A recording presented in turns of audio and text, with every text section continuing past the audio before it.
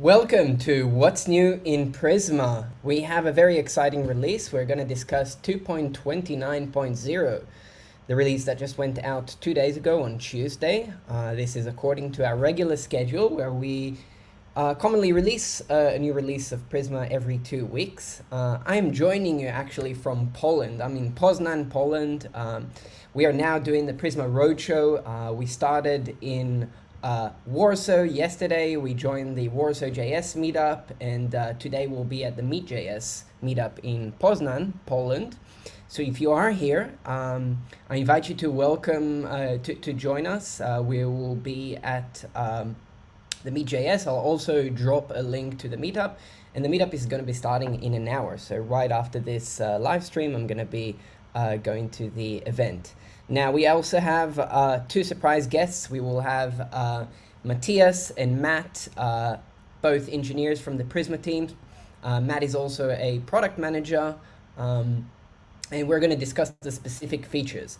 So let's get right into it. But before we do, I also want to mention that we are here to listen and also answer your questions. So we'll also do a short Q&A following going over the release notes, and we have a couple of small announcements about upcoming events to make. So let's get into this. So we are going to go through some of the features in this release, and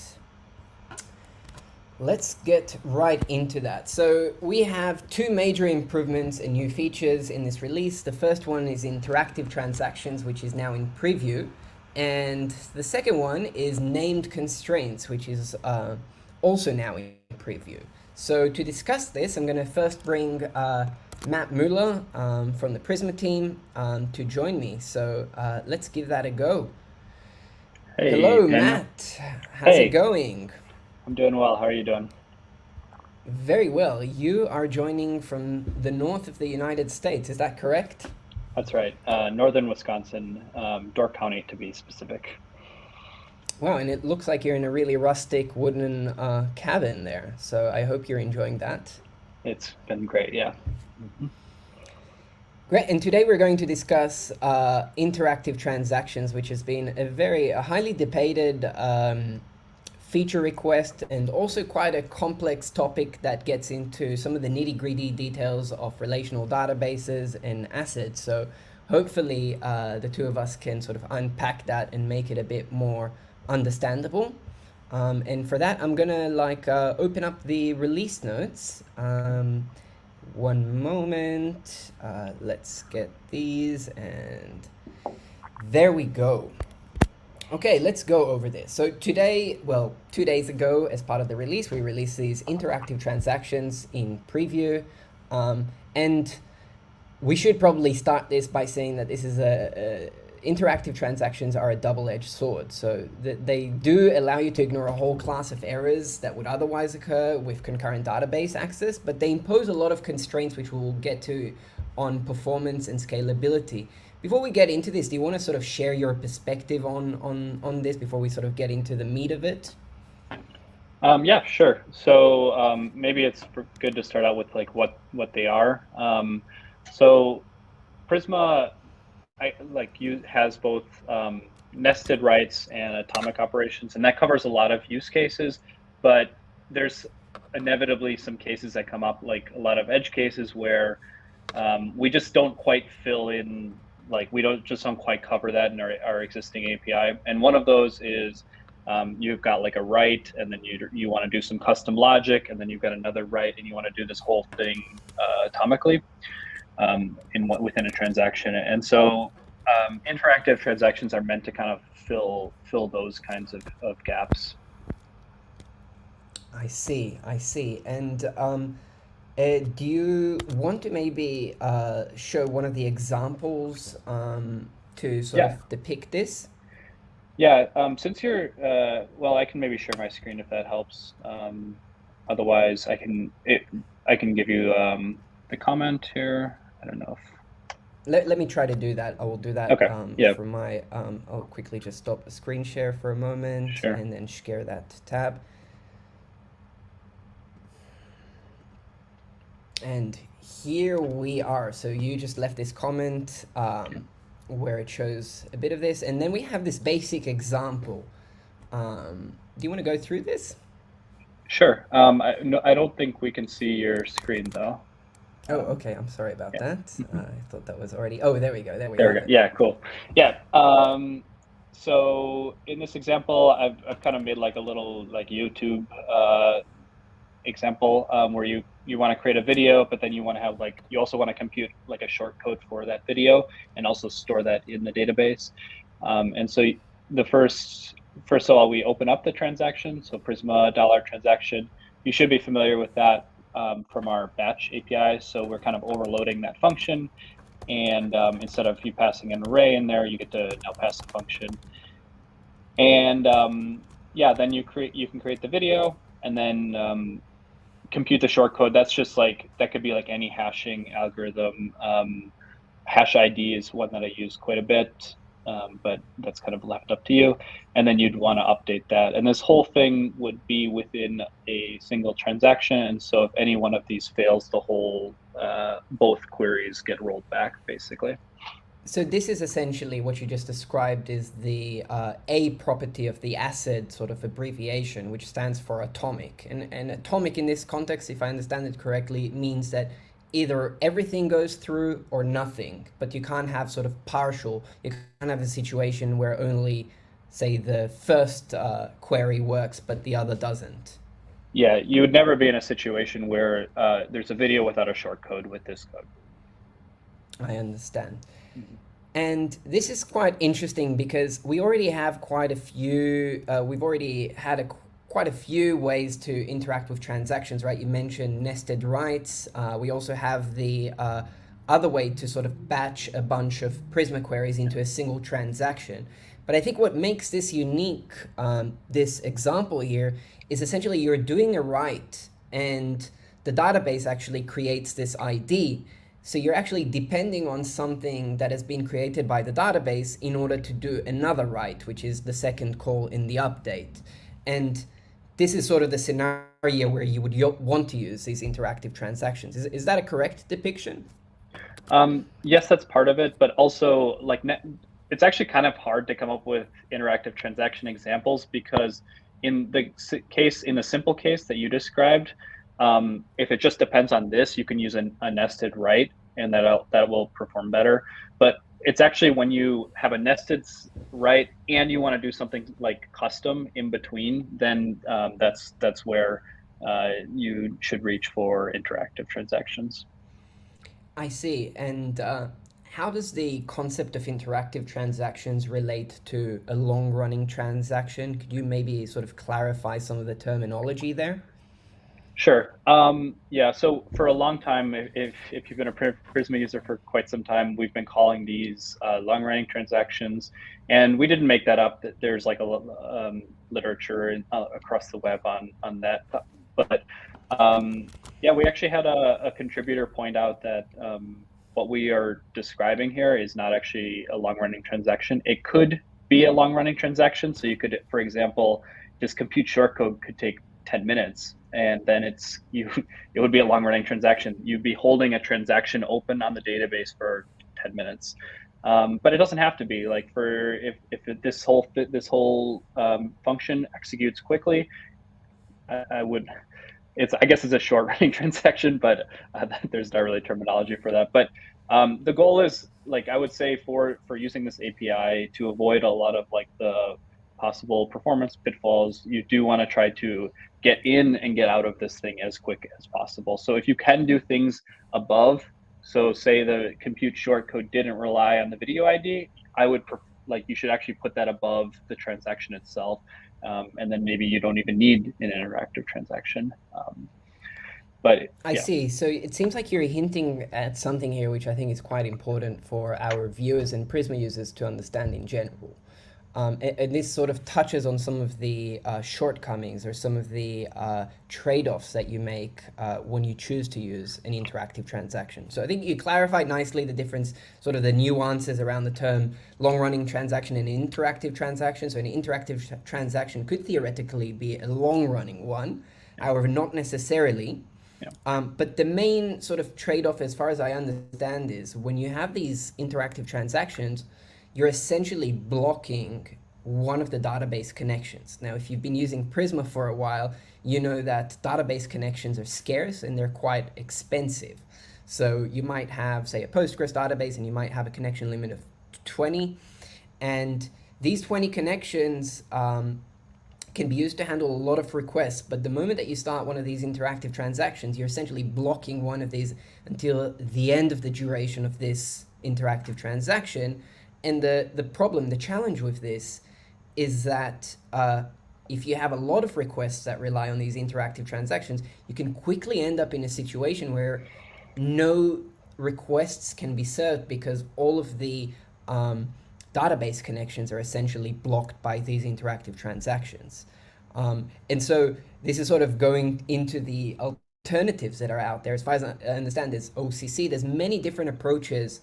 Even if we take this example could be remodeled in a way where you generate the shortcode, for example, based on the URL.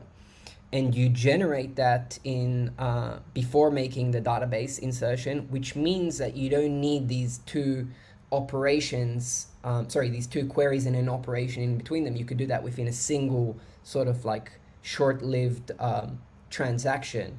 And thereby you essentially avoid some of these challenges that this opens up. So I said a lot there. Is that a good way to think about this from your perspective?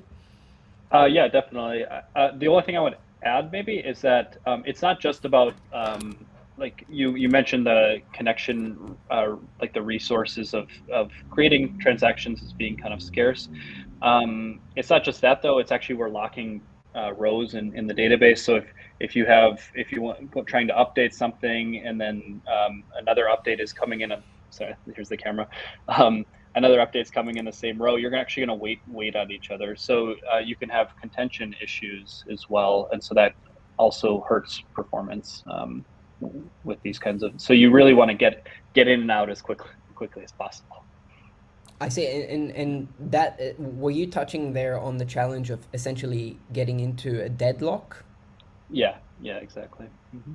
Okay, and then a deadlock would basically mean that you're like sort of blocked in this like situation that unless it times out, it's sort of blocked and no write goes through.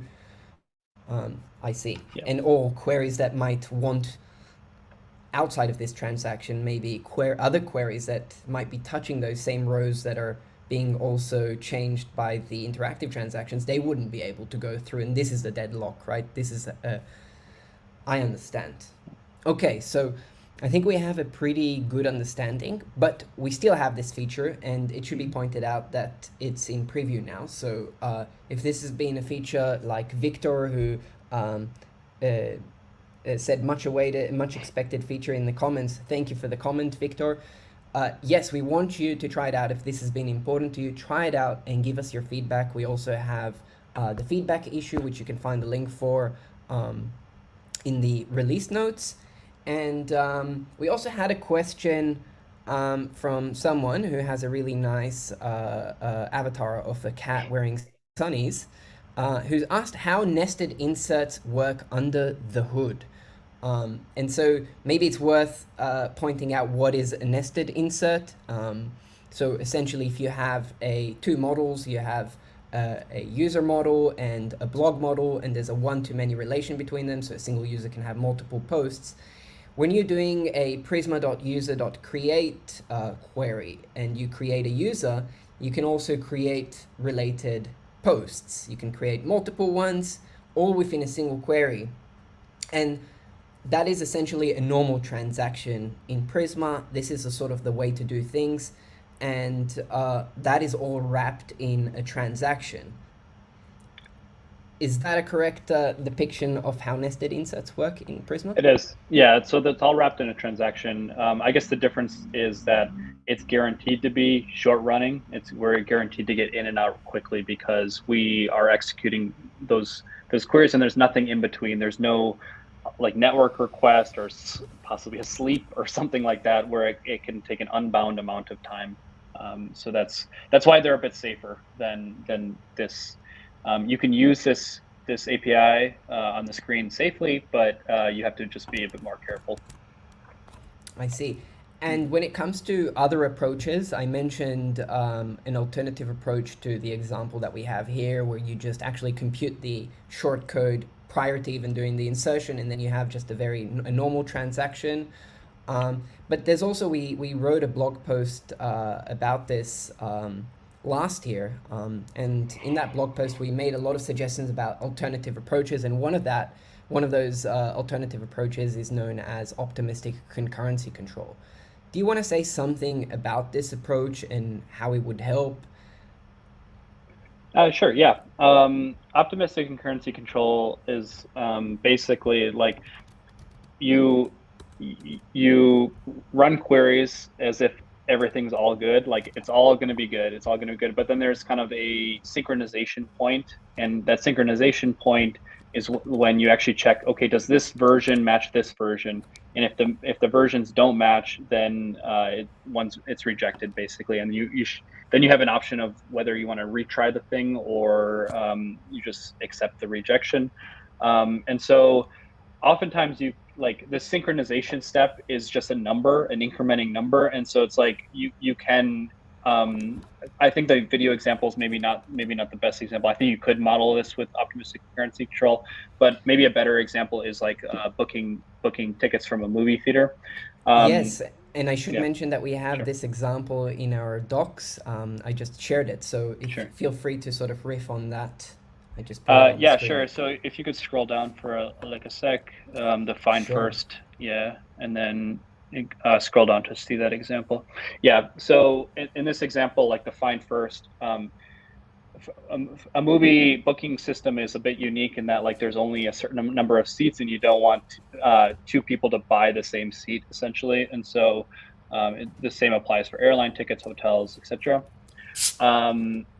So in the modeling this with OCC, you would have like two people find the first available seat and say that there's only one seat left. That's it will pass through that available seat because both of them are at the same time seeing one available seat left. But there's a synchronization step at the update.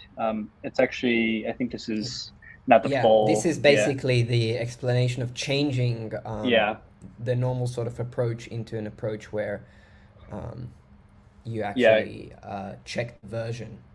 Exactly. So if you see that update many now, like they're both say they both are looking at the one seat left, but there's a sync, like they both get synced at this moment, this update many, and you'll see that they both update at the same time, and they also check that the version is the same. And so one will go up like version 1, and then the other one will go version 2, and then like it'll say version 1 does not equal version 2, so it's been booked out sort of. So that's like you're using this synchronized incrementing counter and the checking if that counter is still in sync to see if like the writes can go through basically. Hopefully that Got makes a little it. bit of sense.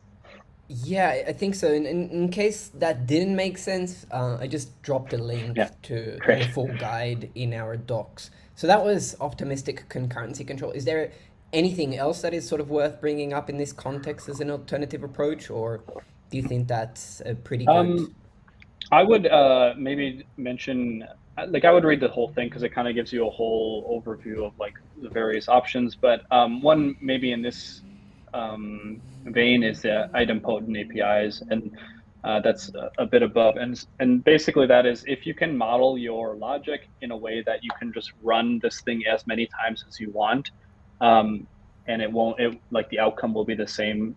Like given the inputs, the output will be the same.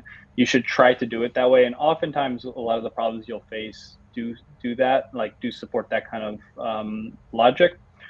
And if you can do it that way, you can avoid like locking because like yeah, you can basically just keep trying until it works, and then like you'll be in a good end state by the end. So.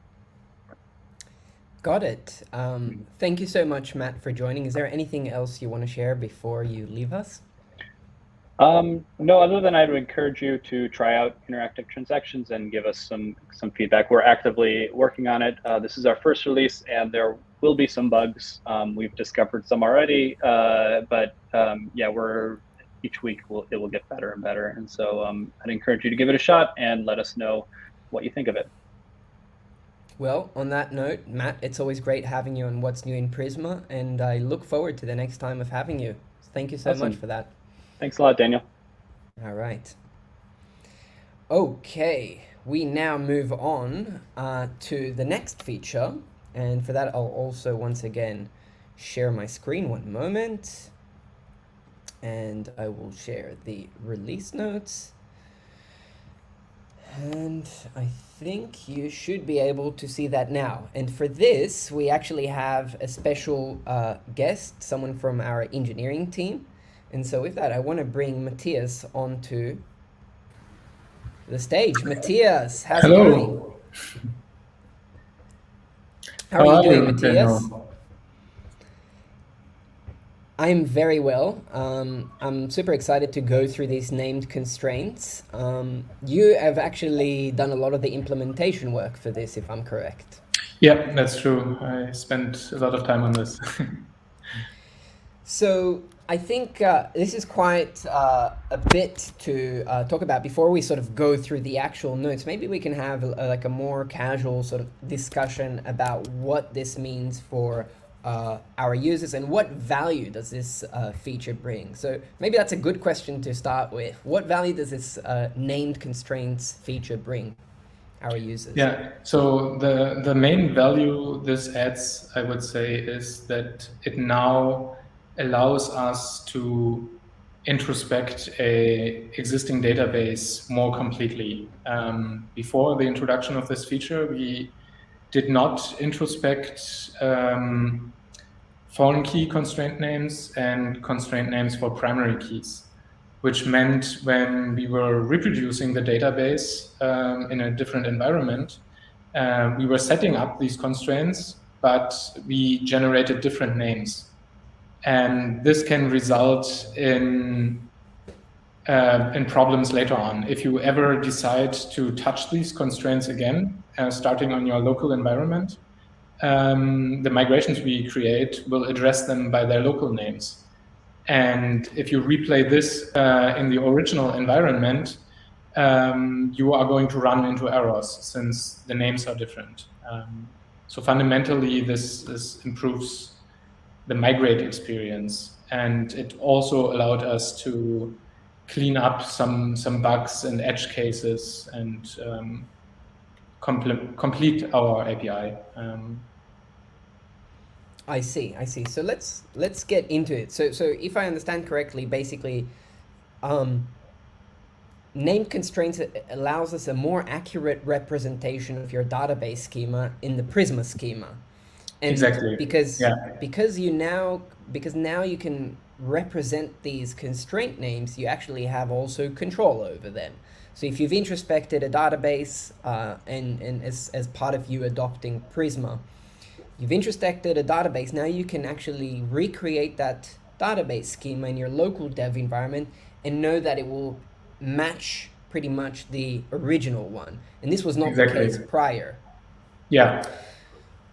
I see. So this affects you in multiple different ways, and for that I'll bring up again the release notes. Let's see. Okay, so here we have it, and let's go through that. So the moment that you enabled the named constraints preview flag, you can now essentially, for all of the following constraints that we have ID, which is used to define the primary key, the @@ ID, which is also a compound primary key, @unique, which is a single field unique constraint, @@ unique, which is a compound unique constraint, @@ index, which is a compound index on multiple fields, and finally on relations. And now for all of these, you have this map attribute. And this is the map attribute that essentially represents the name of the constraint. So I think there's essentially two use cases or two ways to adopt Prisma. The one is adopting it in an existing project where you introspect an existing database. And then the second is you start from scratch using Prisma and you define everything with your Prisma schema. Yes. Yeah. What happens as a user if you now enable this preview feature and you have already introspected a database? What should you do? Okay, so if you adopted Prisma by in the past introspecting an existing database that wasn't created with Prisma, and you created a local environment, then you are with a very high likelihood in a situation where, for example, the names of your primary keys or your foreign keys are different between your introspected environment and your local environment. The behavior, the functionality will be the same. So you will have the same fields will be the primary key, the same fields will be covered by foreign keys, just the name of the actual constraints within the database will be different. And that only led to problems in some cases, mostly when you were migrating and changing these. In the normal use of the database, this wasn't a problem. But now, after you enable this named constraint preview flag, you basically have two choices. You can either decide you want to stay with the existing names from your initially introspected database. Then what you can do is you db pull again. So you point Prisma at that database and pull in the schema again. And since the preview flag is enabled, it will now pull in all the names. The other option is if you locally don't have names currently in your schema for your primary keys or your foreign keys, for example, and you like that cleaner look, what you can do is you migrate your target environment, because if there are no explicit names in your schema, Prisma has a naming convention. And so if you migrate, we will change the names of the existing constraints to adhere to this naming convention, which means your schema will be more readable. That is something you can do if you don't care about the names of your constraint, only that they are there. There are some cases where you might care because you're using other tooling as well, or your company has naming guidelines, then this might not be an option. But if you only care about the functionality but not the name, then you can keep your schema readable or more readable. I see, and we also, I should mention, we also have quite an extensive guide. And the guide essentially covers the two paths that we mentioned. If you're a Prisma Migrate user, that means you started your project using Prisma Migrate from scratch, and you have essentially the two paths. You want to maintain the existing constraint names, and then there is the second path where you want to use the default constraint names, have a bit more of a cleaner schema, but that will involve actually updating all of the constraint names using Prisma Migrate. So I highly recommend you check out this guide. I will also drop the link, but you can find already the link inside the release notes. And to sort of sum this up, are there anything that you think is worth pointing out? Yeah, so the guide also mentions how you can spot whether you are in a situation where the constraint names between your production environment and your local environment are out of sync. So we explain how to spot that and how to fix that, and that is something that you should do before you go on the upgrade path. So just read the guide. It explains how to do it, why you have to do it, and yeah, that's basically it. It's basically housekeeping from our side to make sure that Prisma continues to support the full spectrum of the databases. Got it.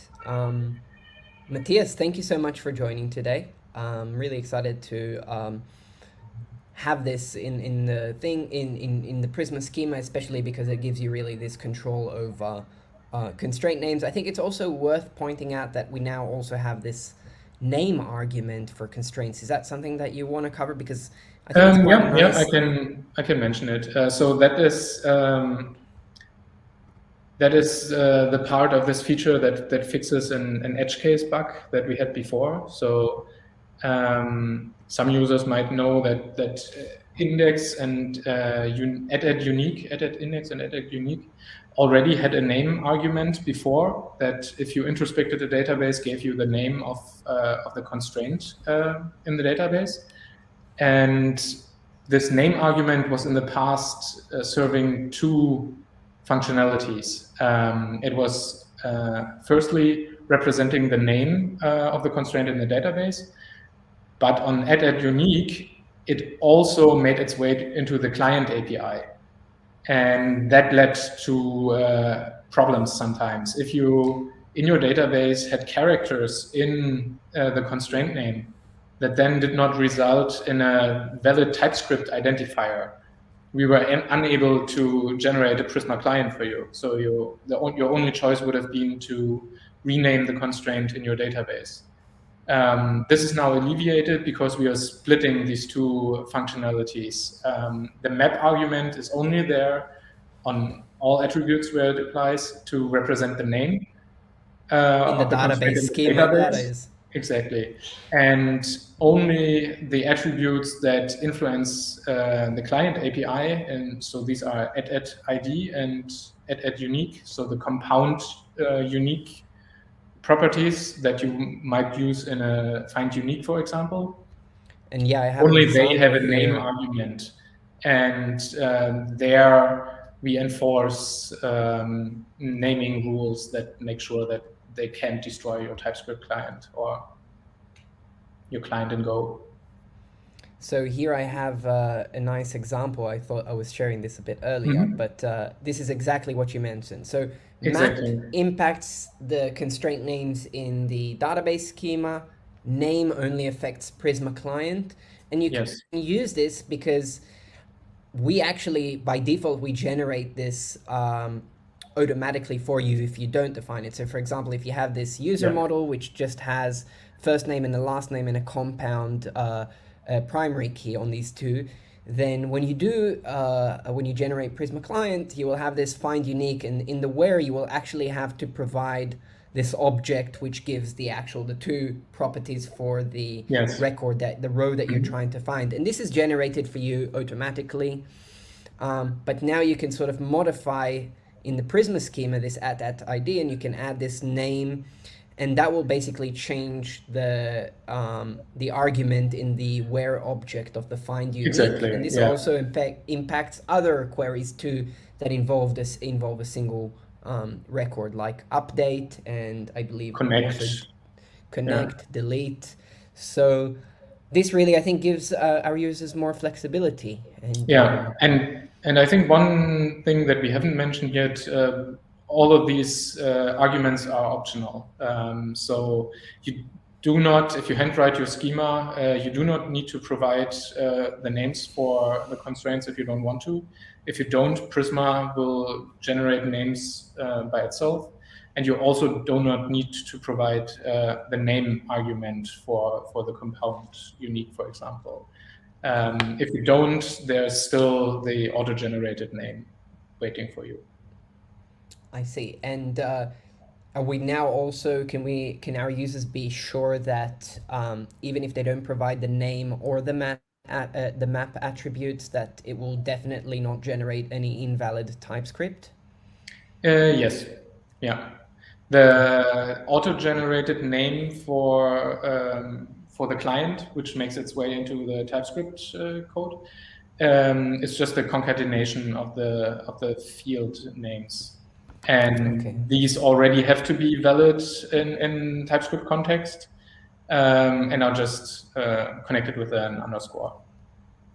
I see. And before we wrap up, is there anything else that you want to share? No. All right. Well, Matthias, thank you so much for joining us and explaining and walking us through this. Again, if you found some of this confusing, feel free to go to the upgrade guide. Again, this is also a preview feature, So this doesn't impact you. If you haven't had problems, you're happy with how things are, you don't have to necessarily try this out, but we encourage you, if you want to have that kind of control, and of course, provide us feedback. You can find the link to the feedback issue. I believe it may have not been created, but you can either open an issue, and we'll also update the release notes to contain this, the link to the feedback issue. So Matthias, once again, thank you, and I hope to see you soon with other interesting releases. See you. All the best. All right.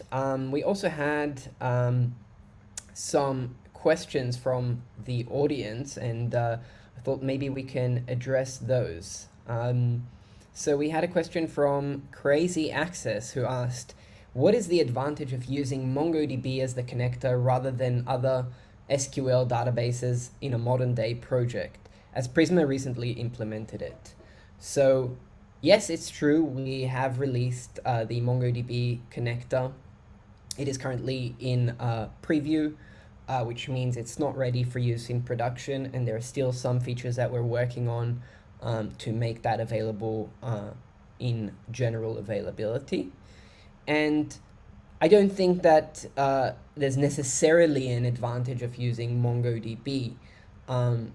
Prisma's vision is to support as many databases as possible, and as you will see also in the future, I think we had a really interesting talk by our VP of Product, Hervé Labas, who spoke a bit about the Prisma Data Platform. The Prisma Data Platform's vision is to really provide you a single place to do a lot of things related to your database workflows, and to also help startups to scale into larger organizations, and also for organizations to work with scenarios where they have multiple databases and there are some horizontal concerns. So I will drop a link to that talk where you can sort of get an understanding of the broader vision of the Prisma Data Platform and how that fits in. But the reality is that you should really choose your database based on, I think, two things. The first thing is the requirements of the application that you're building.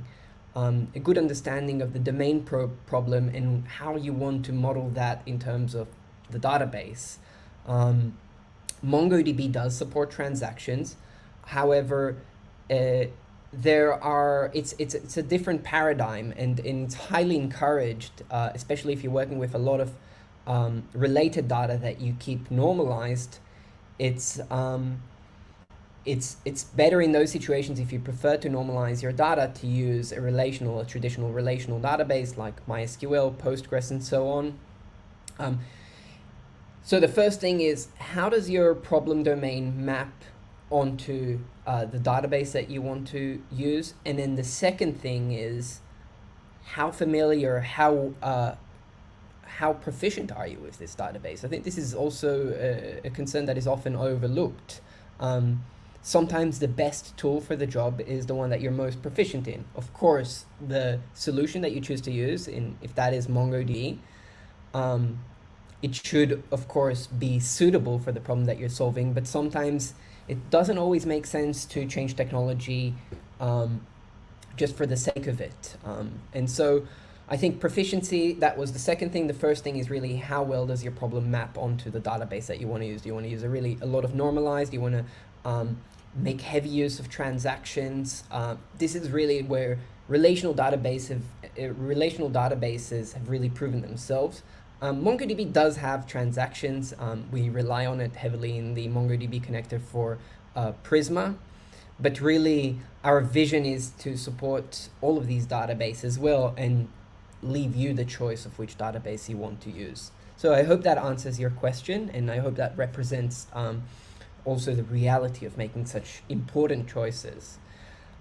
We also had another question from Apon, who asked, how can I run Mongo and Postgres together, and will transactions work with multiple databases? Ooh, this is a tricky one. So first of all, you can run both of them together. One along the other. There's nothing limiting you from doing that. How that fits into Prisma? Well, currently Prisma client only supports a single database. We've had a lot of requests. This is also quite a common feature request to support working with multiple databases. And we do have that, I believe, in the public roadmap. We do want to get to that. But transactions across multiple databases, this is an extremely complex topic. And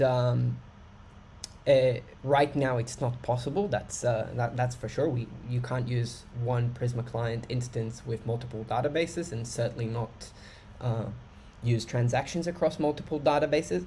The reality of transactions is that this is a database concern. And by that I mean that transactions, while Prisma makes use of them to offer you a lot of the transactional ACID properties with a given database, really they're implemented, and they all of the isolation in these ACID properties are actually handled by the database. And so for this reason, it's very hard to do this across multiple databases. Now, that is not to say that it is necessarily impossible, but if you want to do this kind of thing, it really requires a lot of forethought and perhaps research as to why you would even want to do that, and perhaps you can even do that with a single database. So I think that's more or less a summary of where things are on this question. Yeah, let's see. Now, we've come to the end of the questions. If you have any more questions, feel free to drop them now before we wrap up the live stream. Now I think I have a couple of small announcements to make. So, as I mentioned in the beginning, we're now doing this Prisma Roadshow. We started off in Budapest, where we met some of the Budapest JavaScript community. We went to Warsaw yesterday. We also hosted a breakfast this morning where we got to sort of meet more in person, and we had a bit more time to sit down with some of the Warsaw JavaScript and TypeScript developers. Coming up, that we have 2 talks at GraphQL Conf. I will be talking about GraphQL with Prisma, and also my colleague Till will be on a panel. Tonight in Poznan, in about 20 minutes, there's the Meet.js Poznan meetup. So if you are in Poznan, feel free to join us. If you can't make it tonight, we'll also be hosting a breakfast tomorrow morning. And so I invite you to join us for that. Let me just share some more information in case you are in Poznan. And I think I have that here. Yep. Let me just share the information. So this is the information of the breakfast tomorrow morning. So I will be there, Emily, my colleague, Jakub, my colleague, and also Natalia. Some of you may know her as the events manager at Prisma. So that was the breakfast with Prisma. We are also, there's also going to be another talk. My colleague is going to be talking, I believe it's Mahmoud, who's going to be talking at, wait, let me just double check that. Oh yeah, we have a Prisma ambassador. Yes, so we have 2 speakers who are going to be talking about using GraphQL with Prisma. So another GraphQL with Prisma talk that's going to be given by Mahmoud and Joey. And finally, next week, there's going to be another talk about the Mongodb connector in Prisma, and that is going to happen at JS Monthly lunchtime. So I'm going to try to drop all of the links to those if we'll get to that. And then finally, I don't see any more questions coming in, so I'll just drop the links to the upcoming events. So that was the JS Monthly, and then we have also these 2 events. The one was the Connect Dev Africa, and finally the Nairobi GraphQL meetup. Oh, sorry, the Connect Dev Africa happened yesterday, so excuse me for that. Anyways, thank you so much for joining us today. If you haven't already, be sure to hit the subscribe button. That way you can get notifications for new live streams that are coming up, and you can get all the reminders. Thank you once again for joining us. And if you have any feedback, any questions, feel free to either join the Slack community or open an issue or a discussion on GitHub. And I look forward to seeing you here once again in 2 weeks from now. So until then, I hope you have a nice afternoon and have a good